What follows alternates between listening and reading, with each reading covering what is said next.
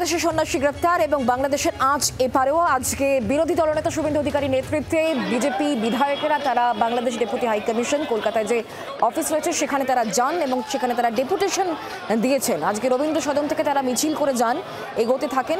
অন্যদিকে হাই কমিশনের সামনে দেখা যাচ্ছিল যে একেবারে পুলিশের ছয়লাভ। এই মুহূর্তের ছবিটা ঠিক কি আমরা জানবো, কথা বলবো। বিক্রম দাস এই মুহূর্তে আমাদের সঙ্গে রয়েছেন, আমাদের প্রতিনিধি সরাসরি। বিক্রম,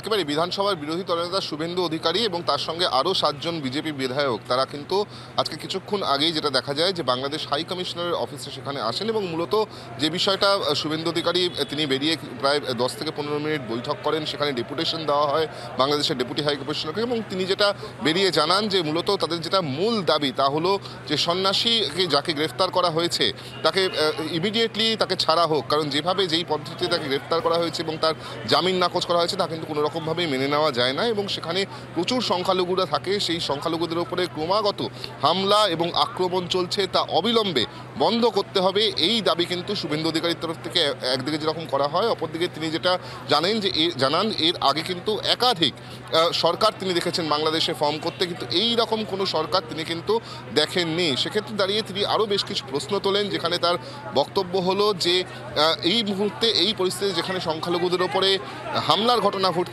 আক্রমণের ঘটনা ঘটছে, অশান্তির পরিবেশ তৈরি হয়ে রয়েছে বাংলাদেশে, সেখানে কেন ভিসা দেওয়া হচ্ছে? অবিলম্বে ভিসা দেওয়া বন্ধ হোক, এমনটাও তিনি দাবি করেন। তার সঙ্গে সঙ্গে তিনি কিন্তু কটাক্ষেশ্বরে বলেন যে যারা এখানে আসছেন, ভিসা নিয়ে আসছেন চিকিৎসা করাতে, তারা যেন কলকাতায় না এসে করাচি বা অন্যত্র বা লাহোরে তারা যান, এমনও কিন্তু কটাক্ষ শুভেন্দু অধিকারীর মুখে শোনা যায়। পাশাপাশি তিনি তার যেটা বক্তব্য যে এই পরিস্থিতি যদি স্বাভাবিক না হয়, যদি এই অশান্তির পরিবেশ শেষ না হয়, তাহলে কিন্তু এই আন্দোলন আরও বৃহত্তর জায়গায় পৌঁছাবে, এমনটাই তিনি জানাচ্ছেন। তিনি যেটা আরও বলছেন যে আগামী সোমবার দিন ভারত বাংলাদেশ সীমান্ত, পেট্রাপোল সীমান্ত, সেখানে কিন্তু সেখানকার স্থানীয় বিধায়ক সহ বিজেপির যারা বিধায়করা রয়েছেন সেখানে থাকবেন, তিনি নিজে সেখানে উপস্থিত থাকবেন এবং যে সমস্ত গুড ভেহিকেলগুলো এই ইন্ডো বাংলাদেশ বর্ডার পারাপার করে সেগুলোকে অবস্ট্রাক্ট করা হবে, এমনটাও কিন্তু শুভেন্দু অধিকারীর তরফ থেকে জানানো হয়েছে।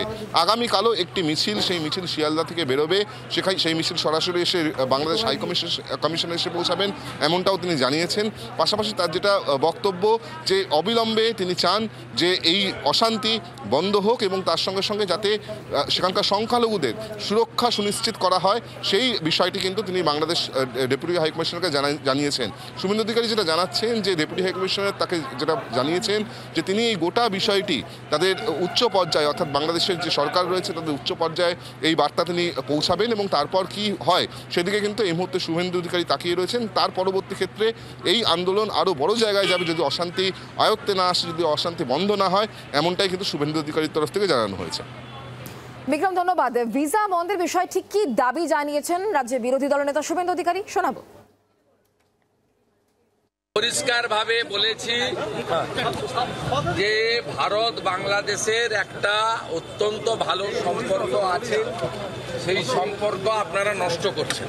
প্রভুদেরকে মিথ্যা মামলায় জেলে পোরা এ জিনিস আমরা বিগত দিনে দেখিনি। এনাপি জনাব, বন্ধ করুন এই নিধন। আমি এখান থেকে দাবি করছি ভিসা 100% স্টপ করুন।